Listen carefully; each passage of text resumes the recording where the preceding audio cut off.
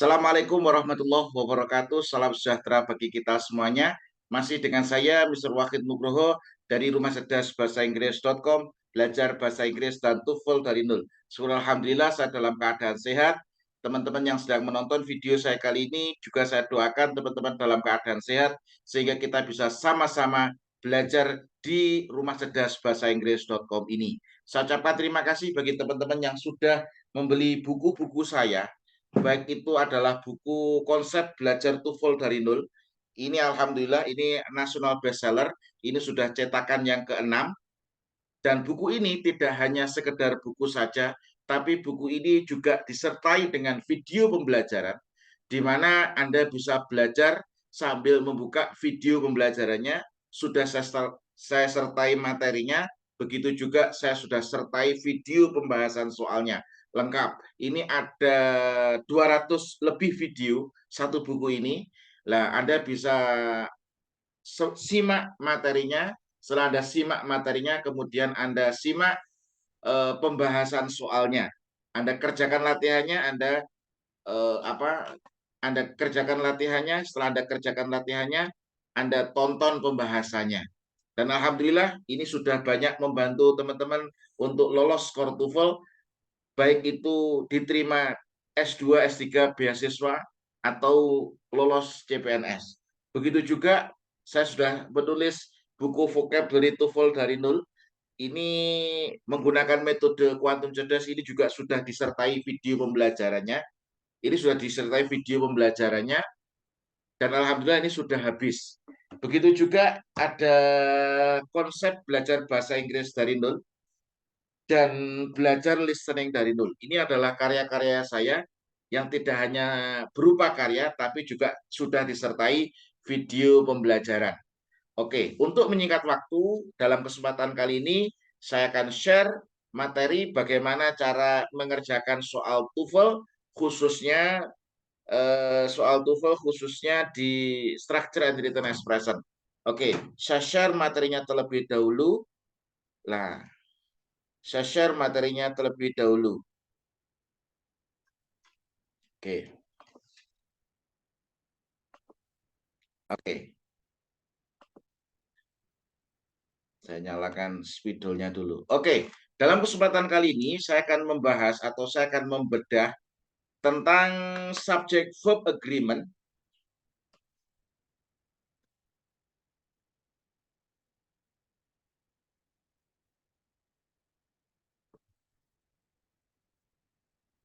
Ini saya akan membedah tentang subject verb agreement. Nah, ini saya akan membedah tentang subject verb agreement. Subject verb agreement after inverted verb. Nah, di sini inverted verb.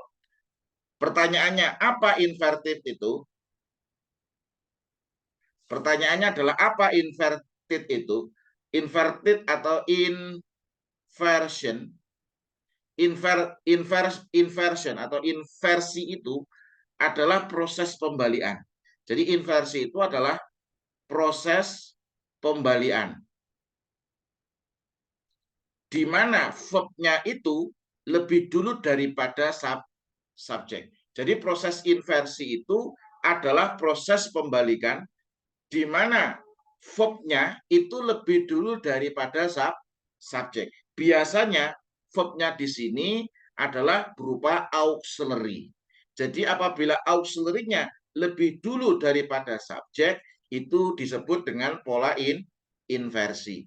Dan Anda harus tahu juga bahwasanya subjek verb ini harus agree, harus match, harus sepakat, harus tepat. Contohnya bagaimana?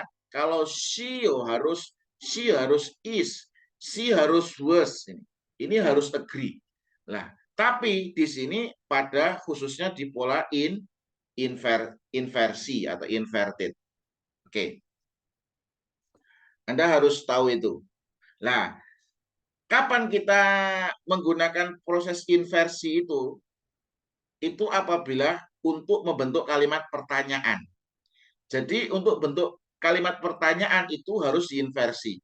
Contoh di situ ada kata do you. speak English? Nah, di sini, do you speak English? Apakah kamu berbicara bahasa Inggris?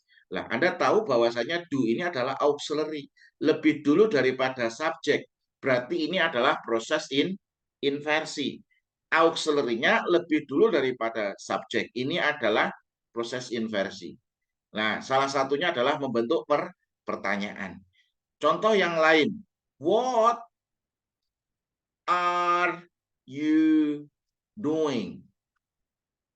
What are you doing? Apa yang sedang kamu kerjakan? Apa yang sedang kamu kerjakan? Nah, di sini Anda tahu are-nya ini lebih dulu daripada subjek. Jadi apabila are-nya lebih dulu daripada subjek, ini disebut dengan inversi, di mana di sini verb-nya yang berupa auxiliary lebih dulu dari subjek. Nah, perhatikan auxiliary ini juga verb-nya. Makanya di situ auxiliary verb. Nah, begitu juga selain question, di situ ketika ada negatif ya. Jadi apabila ada negatif di awal kalimat itu harus diinversi. Kemudian ada adverb of place. Di awal kalimat harus ada inversi. Terus kemudian ada conditional. Jadi ketika ada conditional atau kalimat pengandaian yang tanpa no, maka conditional yang tanpa if, maka juga harus diinversi. Kemudian ada comparison. Comparison itu juga inversi ya. Anda harus tahu. Ini setelah ini kita akan bahas. Ini setelah ini kita akan bahas latihannya. Tapi sebelum kita bahas, Anda sediakan kopi dulu seperti biasanya. Nah, Anda bisa sediakan kopi, kita belajar sambil nyantai, sambil minum kopi ya, biar rileks itu. Kenapa? Karena teman-teman perlu ketahui bahwasanya ketika Anda belajar dengan santai, Anda belajar dengan rileks, dan ini lebih masuk daripada Anda belajarnya tegang. Maka dari itu saya buat santai, meskipun ini materinya berat, level bahasa Inggris Anda harus level intermediate advance. Kalau materinya sudah diinversi seperti ini. Tapi saya akan mencoba terus untuk menyederhanakan ilmu yang sulit ini jadi Anda bisa memahami meskipun Anda basicnya masih levelnya masih basic ya, masih dasar. Nah, kenapa? Karena orang hebat itu kata guru saya ini ya, orang hebat itu adalah orang yang bisa menyederhanakan yang rumit jadi mudah. Itu adalah orang yang hebat. Jadi jangan menganggap diri Anda hebat jika Anda belum bisa menyederhanakan yang sulit, yang rumit jadi mudah, itu Anda belum hebat. Tapi kalau Anda sudah menyederhanakan hal yang rumit menjadi mudah, Anda bisa menjadi orang hebat. Oke, itu ya. Jadi perhatikan ketika ada question, negative expression berada di awal kalimat. Di situ ada expression of place berada di awal kalimat. Conditional, ini condition atau conditional sentence tanpa if. Ada comparison, maka di situ harus diinversi. Di mana auxiliary-nya itu lebih dulu daripada subjek. Oke, kita lanjutkan, kita langsung menuju ke soal nomor 1.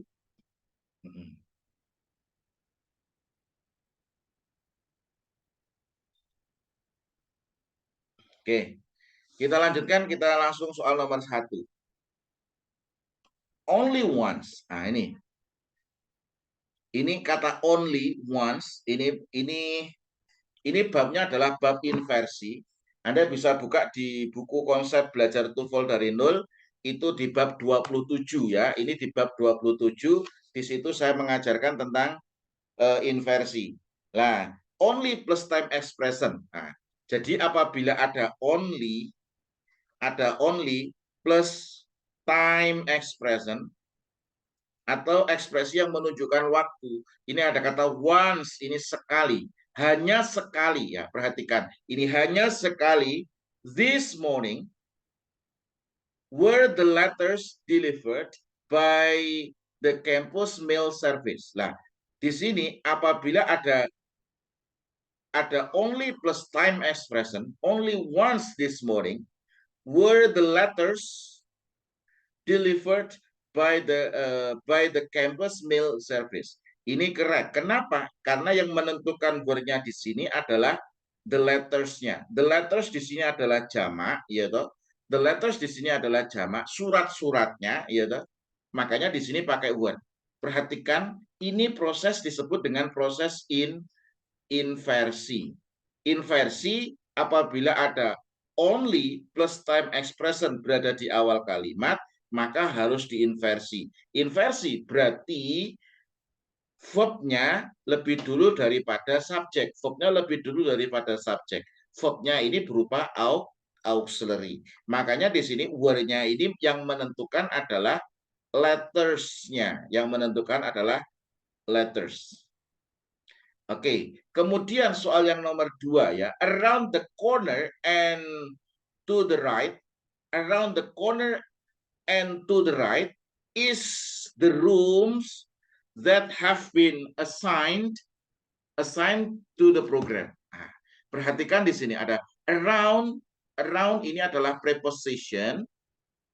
The corner to the right ini ada adverb of place di awal kalimat, maka harus diinversi. Di mana di sini verbnya lebih dulu daripada subjek. Verbnya yang berupa auxiliary lebih dulu daripada subjek. Makanya di sini yang salah yang is-nya. Kenapa? Karena di sini subjeknya rooms. Rooms ini jamak. Kata gantinya they. Makanya di sini harusnya adalah are. Berarti around the corners to the right are the rooms. Yang menentukan are-nya ini siapa? Yang menentukan are-nya di sini adalah the room. Nah, Anda harus tahu ini. Kenapa? Karena apabila ada keterangan tempat, adverb of place, ini adverb of place berada di awal kalimat, maka harus diinversi. Di mana diinversi itu verbnya lebih dulu daripada subjek. Verb yang dimaksud di sini adalah auxiliary-nya lebih dulu daripada subjek. Yang menentukan verbnya, auxiliary-nya di sini adalah subjeknya. Karena the room di sini adalah jamak, katakannya they, makanya di sini harusnya are. Oke. Kemudian soal yang nomor 3, makanya ini incorrect ya. Yang correct adalah di sini harusnya are. Oke, kemudian kita lanjutkan soal nomor 3. What in the world is the children trying to do? Nah, di sini ada pertanyaan yang berupa WH question. Oke, ini ada pertanyaan yang berupa WH question. Ketika ada WH question itu, maka untuk pertanyaan ini di atas tadi sudah saya jelaskan. Oke. Ketika ada pertanyaan, baik itu berupa yes or no question ataupun WH question, maka harus diinversi. Inversi berarti verbnya lebih dulu daripada subjek. Berarti auxiliary-nya lebih dulu daripada subjek. Nah, di sini what ketika ada in the word, di sini perhatikan. Nah, di situ ada in the word, di sini ada in itu adalah preposition. Ketika diikuti dengan noun, ini berarti jadi adverb. Perhatikan ketika ada preposition diikuti dengan noun, berarti itu jadi adverb. Oke. Nah, is the children. Nah, ini berarti incorrect ini. Kenapa? Karena di sini pakai is. Harusnya pakai are. Loh, kok ngerti harus are, sir? Karena subjeknya di sini adalah children. Children itu jamak dari child. Child itu satu, kalau children itu banyak. Karena di sini children itu jamak, maka kata gantinya adalah they. Kalau they harusnya di sini nggak boleh is, harusnya are. Makanya yang nomor 3 ini adalah incorrect. Ini harus are. Sir, pertanyaannya di TOEFL itu kenapa kok kita harus belajar correct? sama incorrect, sir? Nah, ini ada yang tanya seperti itu. Oke, saya jawab. Karena nanti ketika teman-teman berada di soal structure and written expression, di bagian kedua dari soal TOEFL yang katanya paling sulit. Kenapa katanya paling sulit? Karena kebanyakan skornya di bawah standar. Karena kebanyakan teman-teman bukan jurusan bahasa Inggris yang lama sudah tidak belajar bahasa Inggris, ya toh, itu makanya Anda akan sedikit kesulitan di structure and written expression. Nah, maka dari itu Anda harus tahu strategi-strateginya. Tonton video-video saya dan saya yakin sangat membantu Anda untuk bisa lolos skor TOEFL. Oke. Nah, di sini perhatikan di sini. Oke, soal kita bahas soal selanjutnya ya. Ini tadi sudah saya bahas nomor 3. Ini harusnya R. Oke, kita lanjutkan ke soal yang nomor 4. John would be studying the chapter were he able to get hold if the book hold of the book. Nah, ini benar atau salah ini? Oke. Oke, Anda bisa coba cek dulu ini benar atau salah. Soal nomor 4 ini benar atau salah?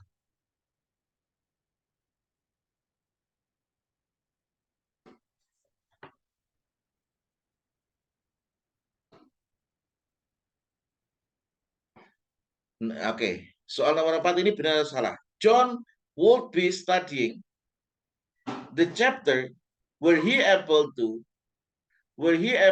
get the hold of the book. Nah, ini nomor 4 ini adalah keren. Tuh, sir kok ini kok benar, sir? Bagaimana?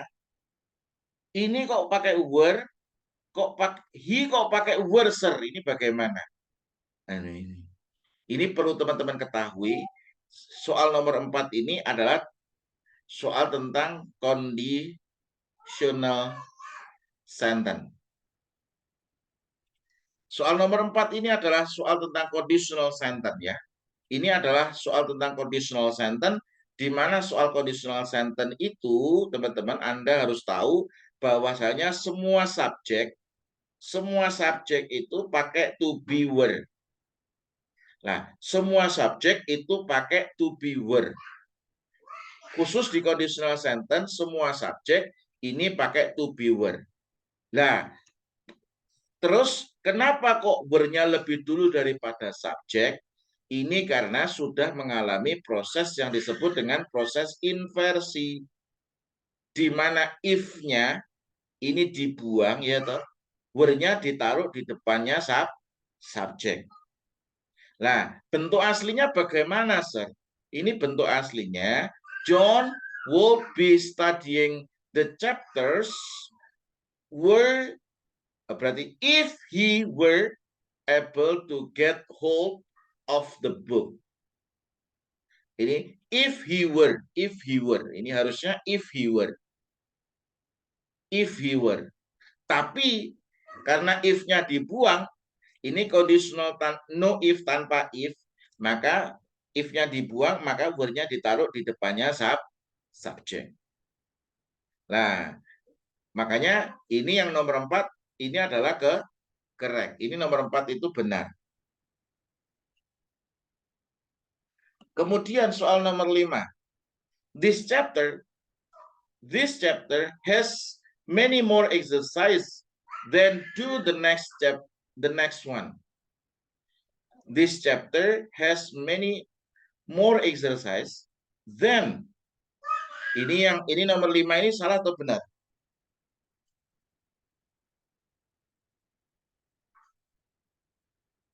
Oke, nomor 5 salah apa benar ini? Oke, ngopi dulu.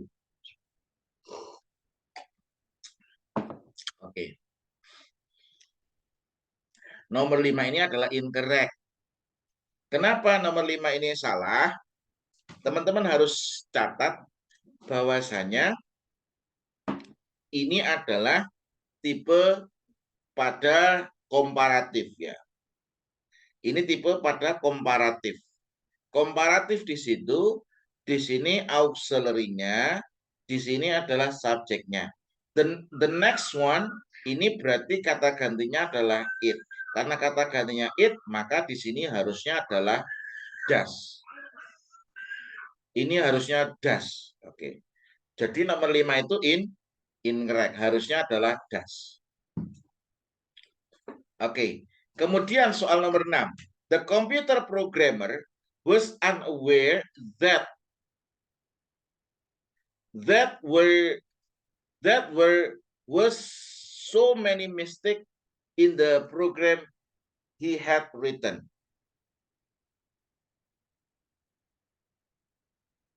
Oke. Perhatikan, ini correct atau incorrect? Ini incorrect, teman-teman. Kenapa? Karena di sini that ini there ini harus diinversi. Ketika ada there di sini, yang ini adalah subjek semu. Bahasanya adalah subjek semu. Lah, ini yang salah, ini adalah was-nya. Harusnya there were so many mistakes. Nah, di sini subjeknya adalah so many mistakes. Yang menentukan was atau were-nya di sini adalah many mistakes-nya. Karena mistakes ini adalah they atau jamak, maka di sini harusnya adalah were. Gitu. Kemudian soal yang nomor 7. Seldom in the history of television, ini perhatikan di situ ada kata seldom. Seldom itu adalah negatif expression berada di awal kalimat. Jadi apabila ada negatif expression berada di awal kalimat, maka harus diinversi. Nah, di sini ada in ini adalah preposition. The history of television ini adalah noun. Berarti ini jadi adverb. Nah, di sini adalah verbnya. To new comedies ini adalah subjeknya. Ini kan ada kata seldom, ada negatif expression berada di awal kalimat, maka harus diinversi. Nah, ini sudah diinversi, tapi di sini salahnya adalah has. Harusnya have. Yang menentukan have atau has-nya ini siapa? Yang menentukan adalah to new comedies. Karena to new comedies ini subjeknya adalah jamak, berarti kata gantinya adalah they, maka di sini harusnya adalah have. Nah, seperti itu. Semoga bisa memahamkan Anda. Maka di sini yang nomor 7 adalah incorrect. Harusnya di sini adalah have, bukan has. Semoga bisa memahamkan Anda ya. Oke, Anda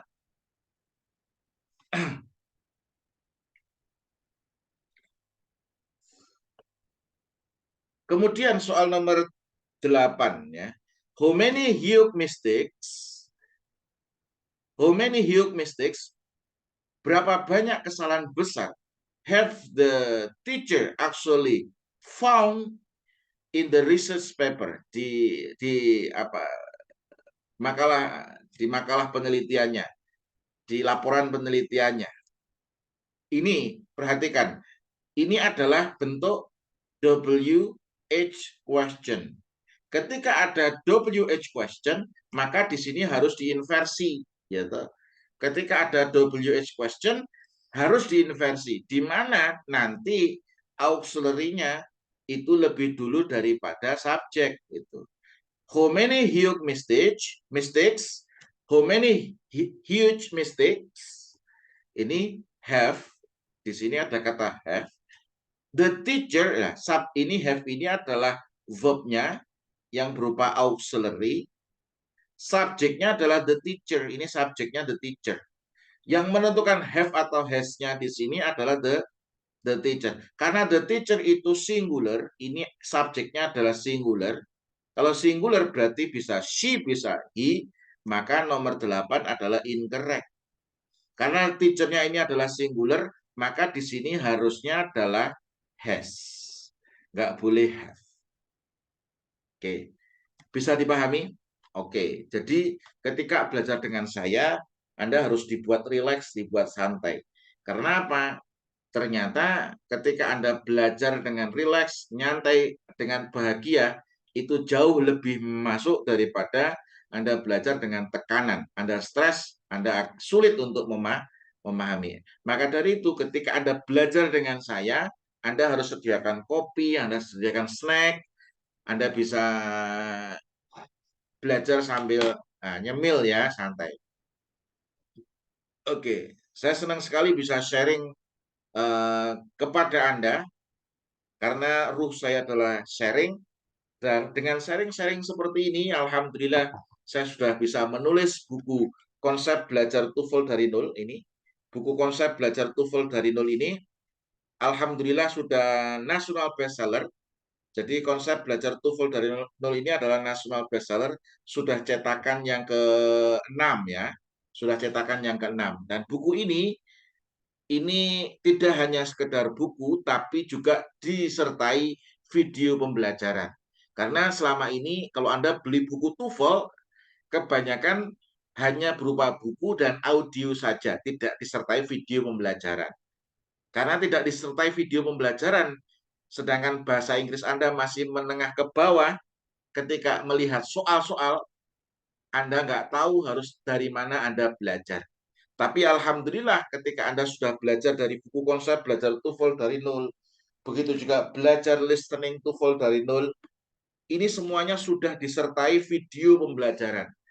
Jadi cara belajarnya, Anda bisa buka bukunya, kemudian setelah Anda buka bukunya, jangan lupa Anda juga buka video pembelajarannya. Buka sesuai dengan babnya, chapternya. Kalau kebetulan Anda belajar di chapter 1, ya toh, Anda belajar di chapter 1, Anda buka buku chapter 1. Anda tonton saya ketika saya mengajar, Anda dapatkan materinya. Setelah Anda dapatkan materinya, langkah selanjutnya adalah Anda mengerjakan latihannya.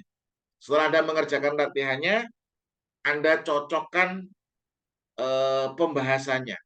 Karena di situ ada video pembahasan. Jadi pembahasan soalnya berupa video. Jadi seperti Anda belajar langsung dengan saya, tapi secara sembunyi-sembunyi. Nah, karena kebanyakan teman-teman sudah apa?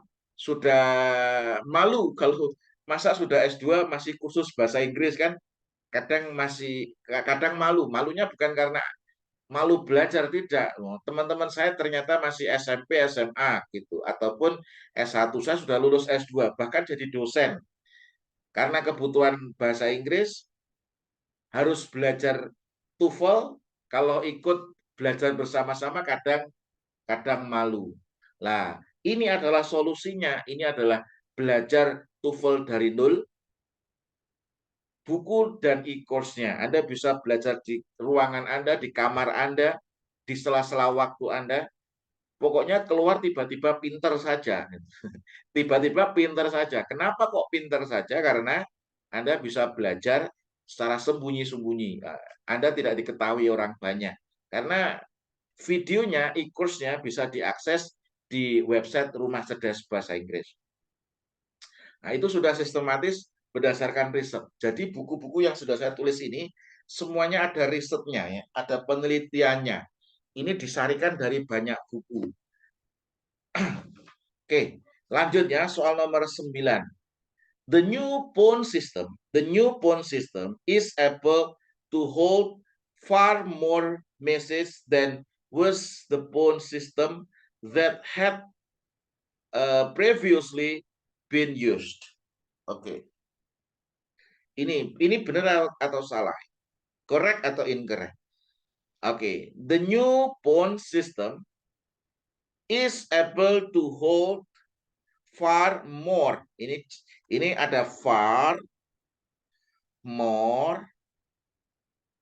more message. Ini artinya jauh lebih banyak. Ini jauh lebih banyak. Ini babnya adalah the comparison of adjective. Then was the phone. Nah, ini was, yang menentukan was-nya itu siapa? The phone system. The phone system. sistem telepon ini kata gantinya adalah it. Karena kata gantinya it, ini pakai was, ini berarti correct. Ini babnya apa? Ini adalah comparison. Comparison. Nah, ini babnya comparison ini. Nah, ini comparison ini. Comparison ini. Babnya comparison. Nah, nomor 9 ini correct. Nomor 9 ini adalah correct. Kenapa correct?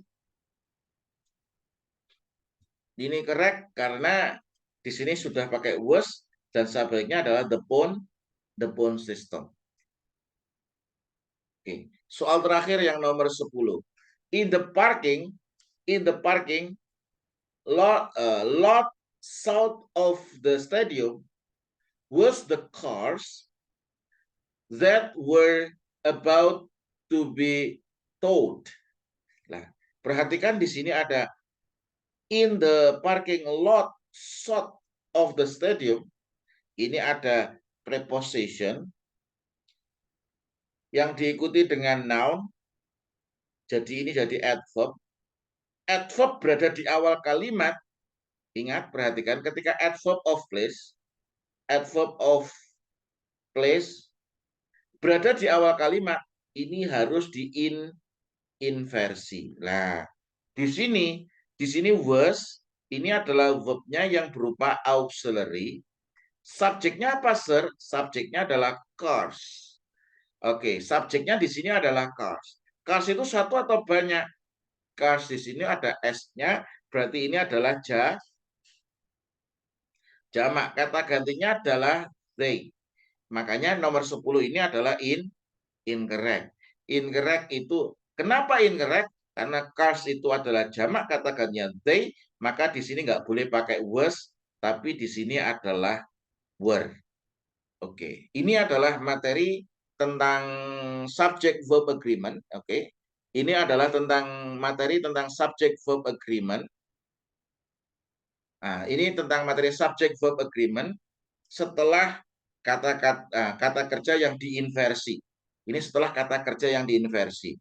Semoga materi ini bisa membantu Anda untuk bisa mengerjakan soal-soal TOEFL. Perhatikan bahwasanya di TOEFL itu soal akan selalu berkembang. Tapi teman-teman jangan khawatir, polanya sama. Polanya sama. Nah, di sini tadi kita sudah belajar tentang pola di inverted verbs. Di inverted verbs. Ya. Subject verb agreement pada inverted verb. Anda harus tahu ketika di situ ada only plus time expression, maka harus diinversi. Ketika ada negative expression berada di awal kalimat, harus diinversi. Ketika ada conditional sentence yang tanpa if, harus diinversi. Ketika ada keterangan tempat, adverb of place berada di awal kalimat, harus diinversi. Terus di situ ketika ada pertanyaan, baik itu adalah yes or no question, berada di yes or no question, maka di situ harus diinversi. Nah, inversi itu kalau dalam TOEFL, inversi itu nanti ada 15 pola. Jadi inversi itu ada 15 pola. Apa saja, Sir? 15 pola itu semuanya sudah saya tulis di buku konsep belajar TOEFL dari nol, itu di bab 27. Jadi di sini ada 28 bab, 27 itu tentang inversi. Inversi di situ saya jelaskan secara detail di buku konsep belajar TOEFL dari nol ini. Jadi buku ini tidak bisa dipelajari tanpa Anda membuka e-course-nya. Buku ini tidak bisa dipelajari tanpa Anda buka video pembelajarannya. Maka dari itu, buku ini bisa dipelajari ketika Anda buka buku dan video pembelajarannya. Kenapa? Karena ruh dari buku-buku yang saya tulis ini, ruhnya itu dari video pembelajaran yang saya buat. Makanya cara belajarnya Anda bisa buka buku, buka video, kemudian Anda tonton saya mengajar dulu. Tonton saya mengajar dulu, setelah saya mengajar nanti Anda bisa apa? Setelah saya mengajar Anda bisa mengerjakan latihannya. Setelah Anda mengerjakan latihannya, Anda bisa cocokkan pekerjaan Anda dengan pembahasan yang saya sudah buat di video pembelajaran. Semoga ini bisa membantu Anda untuk menguasai skor TOEFL. Thank you very much. See you in the following material. Assalamualaikum warahmatullahi wabarakatuh.